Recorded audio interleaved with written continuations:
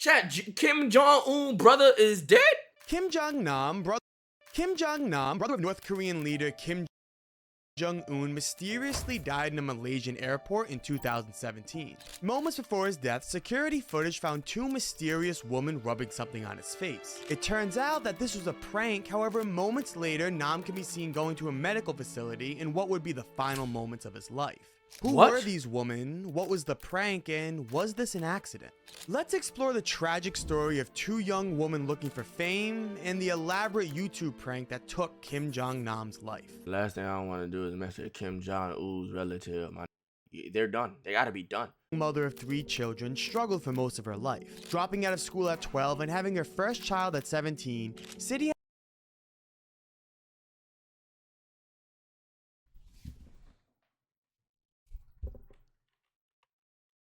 that took Kim Jong-nam's life. City Aisha, a young mother of 3 children, struggled for most of her life. Dropping out of school at 12 and having her first child at 17.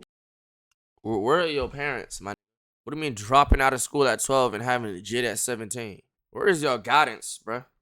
City had to resort to sex work in Malaysia to manage her costly lifestyle.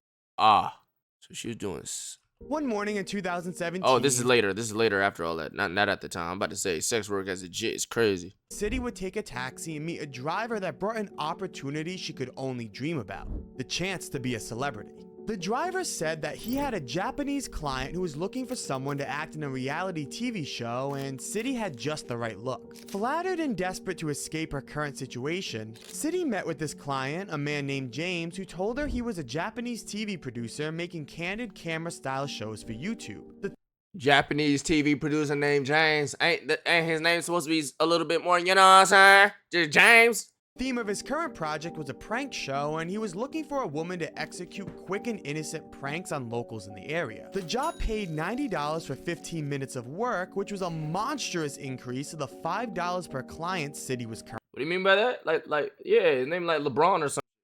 That's more like, you feel me? Currently earning. Starstruck by the idea of being a celebrity and earning almost 20 times her previous job, City didn't see no as an option. The pranks that City would perform were, well, rather odd.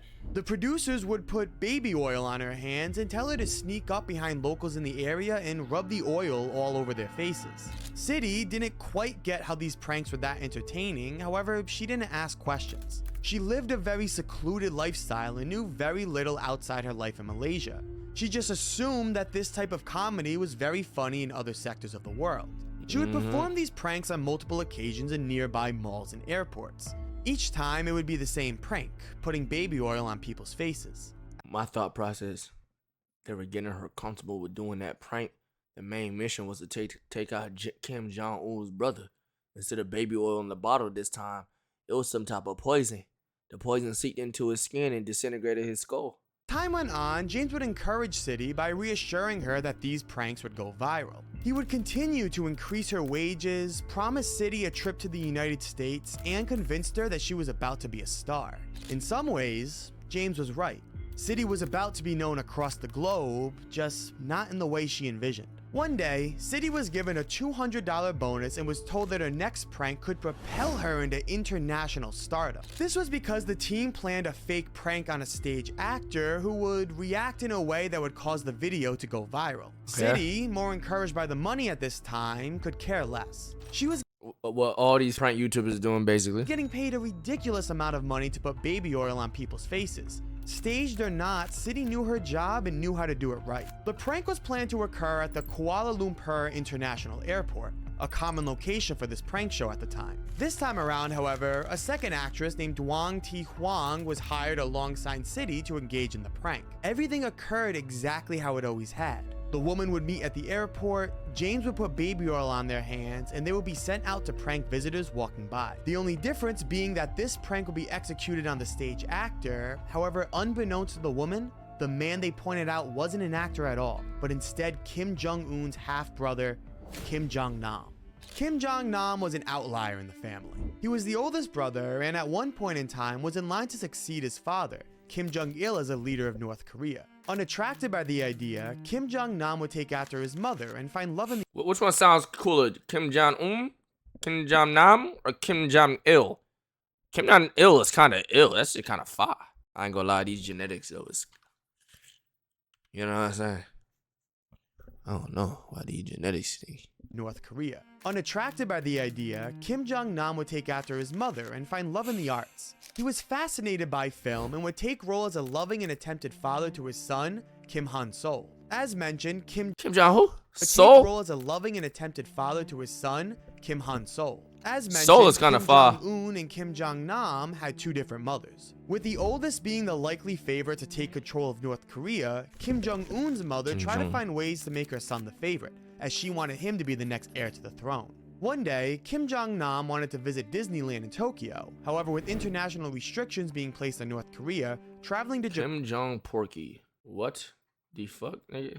Japan legally was almost impossible. Kim Jong-nam would create fake passports for himself and his family to cross into Japanese territory and visit Disneyland. However, they would all be quickly caught once entering Tokyo and be deported back to North Korea. While never confirmed, it was believed that Kim Jong-un's mother placed the tip that caused Kim Jong-nam's family to be caught trying to harm his reputation. This would prove successful, causing Kim Jong-nam to eventually leave North Korea in an attempt to escape the Kim Jong-un would take control of North Korea and begin his notoriously violent rule over the country. He would kill anyone who stood in his way, including his own family members. With the entire world watching Kim Jong-un purge anyone who faced his authority, Kim Jong-nam knew that the life of a self-exiled brother was surely threatened.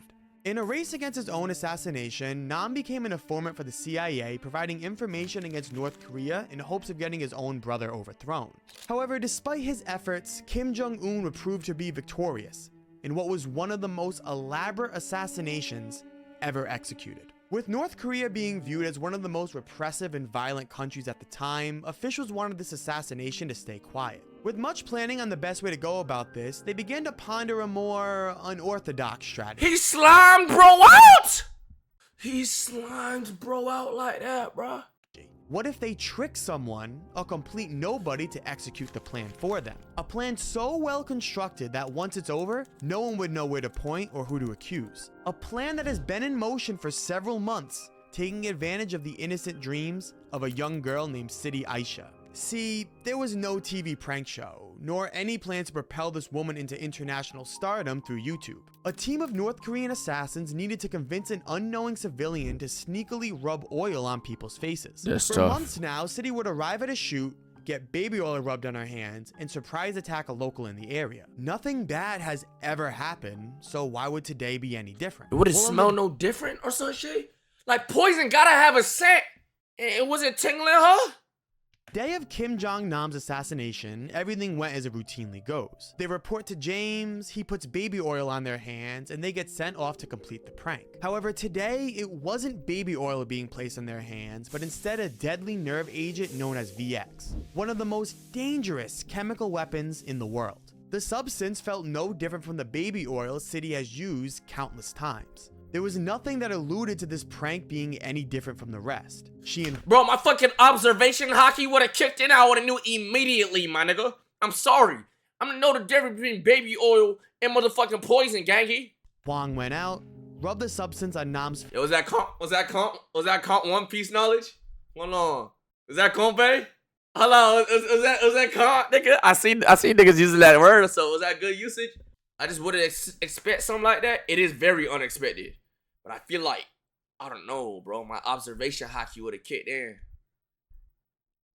Face, went to the bathroom to wash up, and left the scene. Kim Jong-nam, on the other hand, was having a much different experience. He immediately located the nearest security worker at the airport and informed them of what just happened. Fearing for his life, he makes his way to the on-site medical facility, noticeably limping along the way. See, VX is a very fast-acting nerve agent, almost immediately blocking signals from the brain to vital organs in the body. Any exposure to this substance must get his be ass immediately gone. rinsed Like, for you any niggas chance of lacking. survival. Unfortunately, at this point, Kim Jong-nam was a dead man walking. Security cameras find Nam entering the medical facility, and as the crowd builds watching the fate of a once likely North Korean leader diminish, Kim Jong-nam dies only 20 minutes after the prank, proving Kim Jong-un's master assassination attempt to be successful. Almost immediately after, all employees of the supposed TV production crew would board flights to successfully retreat back to North Korea, leaving City and Hwang stuck with the mess they just created. The two women were arrested for murder and were set to face the worst punishment possible in Malaysia.